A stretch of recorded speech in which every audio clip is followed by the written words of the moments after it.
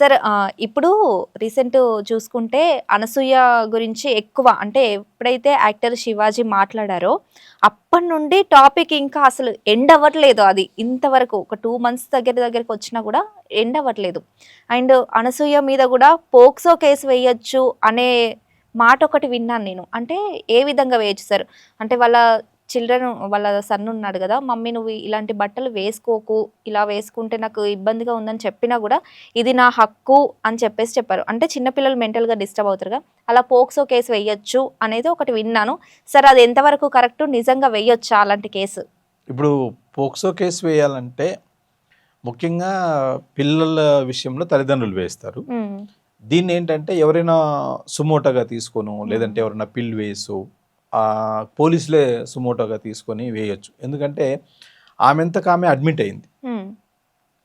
Admit అవ్వడం అంటే ఆమె ఒప్పుకుంది, ఇట్లా నా కొడుక్కి ఇష్టం లేకపోతే నేను అది నా కంఫర్ట్ డ్రెస్సులు వేసుకుంటున్నాను అని చెప్పేసి ఆమె చెప్పింది అనమాట. చెప్తే అంటే అతను ఒక పిల్లవాడు ఆమెను అడిగాడు అంటే, తల్లిని అడిగాడు అంటే అతను ఎంతో బాధపడి ఉంటాడు.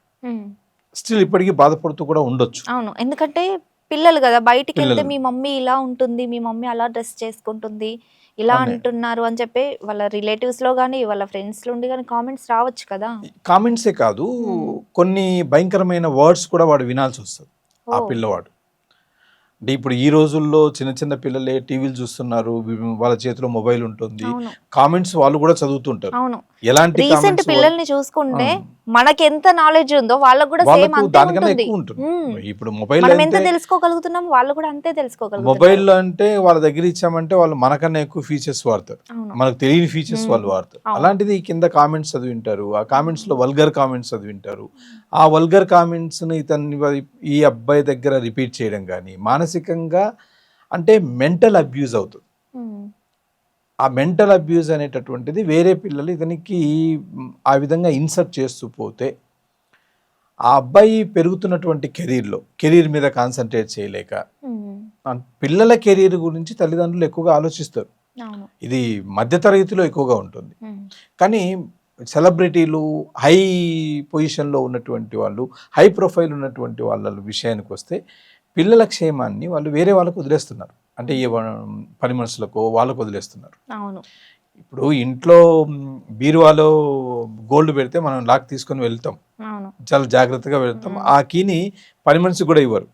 కానీ ఆ గోల్డ్ కన్నా విలువైనటువంటి మనుషుల్ని పని మనిషికి ఒప్పచెప్పేసి వెళ్ళిపోతున్నారు.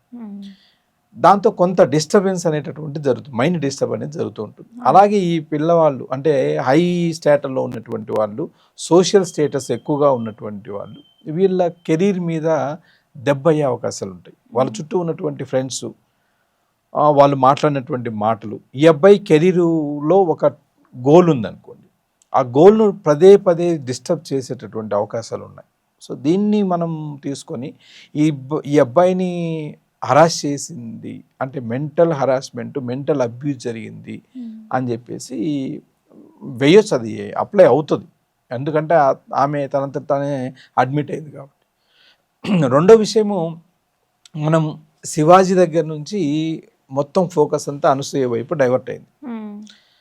డైవర్ట్ అయింది అనడం కన్నా ఆమె తనకు తానుగా డైవర్ట్ చేసుకుంది ఈ విషయాన్ని. ఎప్పుడైతే శివాజీ గారు ఒక మాట అన్నారు, అందరికీ తెలిసిన విషయమే అది.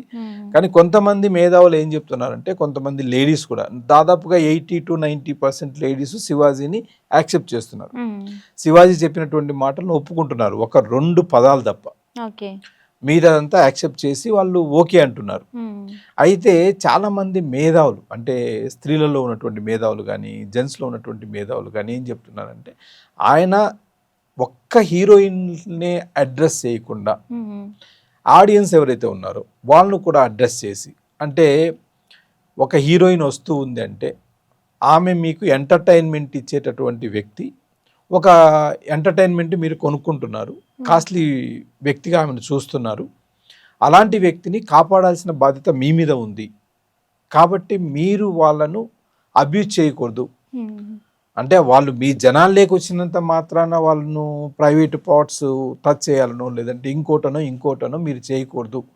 అలాగే హీరోయిన్స్ కూడా ఈ డ్రెస్ వేసుకోకూడదు అని ఆయన ఈ కంటిన్యూషన్ లో చెప్పుంటే బాగుండేది. అవును, వీళ్ళను వాళ్ళని అడ్రస్ చేస్తూ చెప్పుంటే ఒక మీటింగ్ కాబట్టి ఖచ్చితంగా దాంట్లో మీకే ఇబ్బంది అవుతది అని చెప్పుంటే బాగుండేది.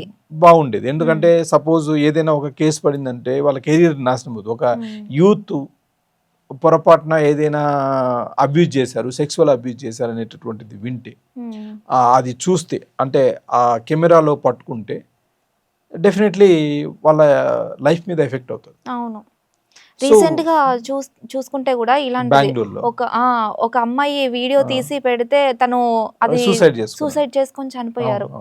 అంటే అది తనకి ఎంత బాధ అయి ఉంటది. తను చేయని తప్పుకి నేను ఇలా సోషల్ మీడియాలో పెట్టేసరికి అందరూ చూసుంటారు, తన గురించి నెగిటివ్ గా అనుకొని ఉంటారు కదా. సో అలాంటివి జరగవచ్చు. కాబట్టి ఆయన అలా అడ్రస్ చేసింటే బాగుండేది.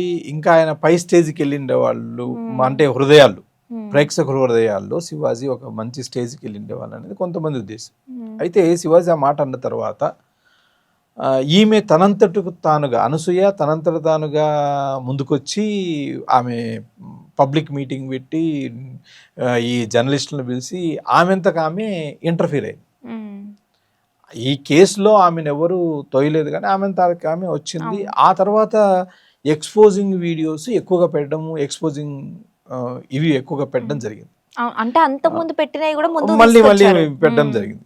ఇందులో ఇంకొక విషయం ఏంటంటే, గతంలో ఒకసారి అంబర్పేటలో ఒక వైఫ్ అండ్ హస్బెండ్ సెక్స్ వీడియోలు తీస్తూ వాళ్ళు ఎవరైతే కావాలనుకుంటున్నారో వాళ్ళకు డబ్బులకు అమ్మేవాళ్ళు.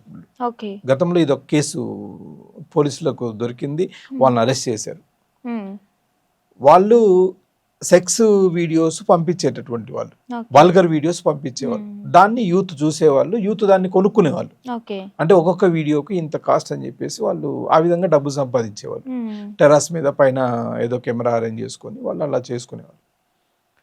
దానికి ఇప్పుడు అనసూయ వాళ్ళ హస్బెండ్ లిప్ లాక్ వీడియోస్ పెట్టడానికి, లిప్ లాక్ పెట్టడానికి పెద్దగా తేడా లేదు. వాళ్ళు ఏంటంటే డబ్బులకు అమ్మారు, వీళ్ళు వ్యూస్ ద్వారా డబ్బులు సంపాదిస్తున్నారు. ఇప్పుడు వాళ్ళ మీద ఏ విధమైనటువంటి కేసు పెట్టారో ఇక్కడ అలాంటి కేసు కూడా అప్లై చేయొచ్చు. అంటే పోలీసులు ఏమిటంటే ఇలాంటివన్నీ వేరే వాళ్ళు తీసుకొచ్చి కంప్లైంట్ ఇస్తేనే వాళ్ళు చూస్తారు, సుమోటోగా దేన్ని తీసుకోరు పోలీసు. ఆ కంప్లైంట్ కూడా ఇప్పుడు పెట్టినటువంటి కేసులు అనసూయ దాదాపుగా 72 మంది మీద పెట్టిందని, 40 నుంచి 42 మంది ఎఫ్ఐఆర్లో ఇన్సర్ట్ అయ్యాయని చెప్పేసి చెప్పారు. ఇదంతా ఫాల్స్లీ ఇంప్లికేటెడ్ కేసు అనమాట. ఆమె పెట్టినటువంటి సెక్షన్లు ఏవి కూడా 7 years అబో లేవు. 75 బిఎన్ఎస్ 75, 79, తర్వాత 351, 356 ఇవి పెట్టింది, 506 ఇవి పెట్టింది. ఇవన్నీ ఏవి మోర్ దాన్ 7 years లేవు. 2014 Arnesh Kumar versus Bihar, state of Bihar కేసులో 7 years లోపల ఉన్నటువంటి కేసులలో దేనికి అరెస్ట్ ఉండకూడదు అని చెప్పారు. అంటే స్టేషన్ బెయిల్ ఇచ్చి పంపించాలని. కానీ ఈ కేసెస్లో ఏంటంటే కొంత ఫ్యాబ్రికేటెడ్ జరిగిందని, లేదంటే విట్నెస్ను కానీ లేదా ఎవిడెన్సెస్ను ట్యాంపరింగ్ చేసే అవకాశం ఉందని పోలీసులు ఏం చేస్తారంటే కింద ఒక లైన్ యాడ్ చేసి మెజిస్ట్రేట్కి ఇస్తారు, మాకు రిమాండ్ కావాలని. కేస్ డైరీ రాసినప్పుడు వాళ్ళు ఆర్సీడీ అని ఒకటి ఉంటుంది, రిమాండ్ కేస్ డైరీ వీళ్ళ మీద రాసినప్పుడు ఎవరి మీద అయితే వాళ్ళకు అనుమానం ఎక్కువగా ఉంటుందో, సస్పెక్షన్ ఎవరి మీద అయితే ఎక్కువగా ఉంటుందో వాళ్ళను విచారించడానికి లేదా వాళ్ళని కొద్ది రోజులు కస్టడీ చేయడానికి మాకు అవకాశం ఇవ్వమని చెప్పేసి మెజిస్ట్రేట్ను కోరుతారు. మెజిస్ట్రేట్ విచక్షణ జ్ఞానం మీద ఇచ్చే అవకాశాలు ఉంది. అలాంటి సందర్భంలో వీళ్ళు అరెస్ట్ అయ్యే అవకాశం ఉంది, కానీ లేదంటే వీళ్ళకి ఎవరికి అరెస్ట్ కూడా లేదు. ఇంకొకటి నేను ఓపెన్గా చెప్తున్నా, ఆమె ఈ స్టేజ్కి వెళ్ళకూడదు. దీన్ని ఎప్పుడు ఆమె ఆపేసి ఉండాల్సింది. అనవసరంగా అంటే ఒక వల్గర్ ఇష్యూను ఆమె క్రియేట్ చేసింది సొసైటీలో. మీరు కాదు, నేను కాదు, దాదాపుగా 90 to 99% పీపుల్ ఆమెను యాక్సెప్ట్ చేయట్లేదు. లేడీసే యాక్సెప్ట్ చేయట్లేదు. లేడీసే ఒక ఉమెన్ మీద ఇంకొక ఉమెన్ విపరీతమైనటువంటి ఆమె మనం చూస్తున్నాం. శివాజీ గారు మాట్లాడింది ఎంతవరకు తప్పు, అనసూయ గారు అట్లా రియాక్ట్ అవ్వడం కూడా అంతే తప్పు అనే అనుకుంటున్నారు. లేదు, దీనికన్నా అది ఎక్కువ తప్పని చూపిస్తుంది. అంటే శివాజీ 2 పదాలు తప్ప మిగతా ఏది తప్పు లేదని చెప్తున్నారు. ఇంతగా రియాక్ట్ అవ్వడం ఏమవసరం అని చెప్పేసి, అవసరం లేదని చెప్పేసి బయట ఆమె ఎవరు సంధ్యారెడ్డి ఎవరు ఆమె చాలా అవును విపరీతంగా ఈమె మీద రాశి గారు రియాక్ట్ అవ్వడము, రాశి గారు పెద్ద రియాక్ట్ పెద్ద వాళ్ళందరూ రియాక్ట్ ఇంకా అయ్యారు. కొంతమంది అడ్వకేట్స్ మీద, ఉమ్, కొంతమంది జర్నలిస్టుల మీద, కొంతమంది యూట్యూబర్స్ మీద ఈమె అవును. కేసులు పెట్టడం జరిగింది. ఉమ్. అయితే నేనేం చెప్తానంటే వీళ్ళలో డిబేట్స్ ఎవరు కూడా పెడుతున్నారు. కామెంట్స్ పెడుతున్నారు, డిబేట్స్ పెడుతున్నారు. నేను ఇంకోటి ఏంటంటే ఒకవేళ వీళ్ళు ఎవరైనా సరే ఉమ్. నాకు కాంటాక్ట్ చేస్తే ఆమె విషయంలో ఎఫ్ఐఆర్ అయినటువంటి వాళ్ళు ఎవరైనా నాకు కాంటాక్ట్ చేస్తే నేను ఫ్రీగా చేస్తాను, ఓ ఆ కేసును ఫ్రీగా చేస్తాను ఎందుకు సార్? ఓపెన్ గా. ఎందుకంటే అది తప్పు, ఉమ్, ఆమె కేసు పెట్టడం తప్పు, ఆమె ముందుకు రావడం తప్పు, ఆమె అలా చేయడం తప్పు, ఉమ్. ఆమె ఇంట్లోనే కొడుకు నచ్చినటువంటి పనులు చేయడం తప్పు. ఎవరి మీద కేసు పెట్టింది ఉంటే మీరు ఫ్రీగా చెప్తారు ఇంకా వాళ్ళకి. నేను ఫ్రీగా చేస్తా కేసు, ఓకే, ఓపెన్ గా నేను ఛాలెంజ్ ఛాలెంజ్ చేస్తున్నాను, ఓపెన్ గా చెప్తున్నాను. వాళ్ళు అసలు కోర్టు కూడా రాకుండా చేస్తాను నేను. ఓ అనసూయ గారు లేదు, ఎవరైతే ఎవరి మీద అయితే కేసు కేసు పెట్టారో వాళ్ళని కోర్టుకు కూడా రాకపోయినా మొత్తం నేనే హ్యాండిల్ చేసి దానికి మనకేంటంటే తప్పుడు ఎఫ్ఐఆర్ పడిందంటే క్వాష్ చేయొచ్చు, హైకోర్టులో క్వాష్ చేయిచ్చేస్తాం. ఛాలెంజ్ చేయిస్తున్నారు. ఛాలెంజ్ మరి ఆమెకి అగేనెస్ట్ గా. అంటే మొన్నటి వరకు పర్వాలేదు, ఏదో స్త్రీలు వాళ్ళ కంఫర్ట్ డ్రెస్సులు బానే ఉంది, అయితే అది కొంతవరకు. ఈవెన్ బయట మనం చూస్తే క్లబ్ డాన్సర్స్ కానీ, పబ్లో ఉన్నటువంటి డాన్సర్స్ కానీ, వాళ్ళు ఆ డ్రెస్సులు ఆ డాన్స్ వరకే ఉపయోగించి బయటకు వచ్చిన తర్వాత డీసెన్సీ డ్రెస్సులు వాళ్ళు కూడా వేసుకుంటున్నారు. అంటే వాళ్ళు పొట్ట కోసం, వాళ్ళకు జరగక, ఇంట్లో సరిగ్గా లేక, పిల్లల కోసము వాళ్ళది వేరే ఉంటుంది. ఈమె అన్ని సంపాదించింది, ఈమె మంచి క్యారెక్టర్. ఈ మధ్య కాలంలో ఇది మన పుష్పలో మంచి క్యారెక్టర్ ఇచ్చారు. అంతకుముందు ఈ రామ్ చరణ్ రంగస్థలంలో మంచి క్యారెక్టర్ ఇచ్చారు. ఆమె డబ్బు సంపాదిస్తుంది, బయట మంచిగానే ఉంటుంది. అలాంటి పొజిషన్లో ఇలా బ్యాడ్గా ప్రజల్లోకి వెళ్ళిపోవడం అనేది ఇది ఒక తప్పు అన్నమాట. Okay sir.